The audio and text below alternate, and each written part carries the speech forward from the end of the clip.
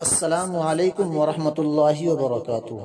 अभी अभी आई बड़ी अहम और गमनाक खबर क्या है।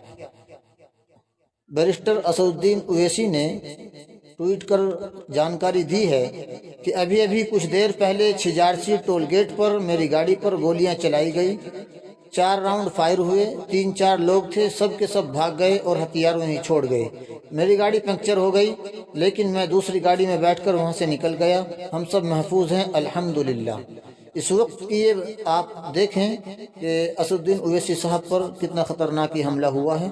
अल्लाह ने असदुद्दीन ओवैसी साहब को, जो उनके साथ गाड़ी में सवार थे, सबको महफूज और सबकी हिफाजत फरमाई है और असदुद्दीन ओवैसी साहब वहाँ से निकल गए हैं।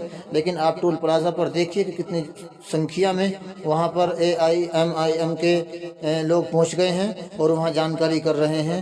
आप हजरात इस वक्त बने रहें एक चैनल के साथ। हम पल पल की खबरें आपको देते रहेंगे कि क्या हुआ है क्या नहीं हुआ है। आप जल्दी जो है चैनल को सब्सक्राइब कर लें और वीडियो भी देखें। हम हाल फिलहाल की वीडियो आप हजरात को दिखा रहे हैं कि क्या हुआ है वहाँ पर। भाई पिलखवा टोल टैक्स पे हमारे ओवैसी साहब पे गोली चला दी गई है।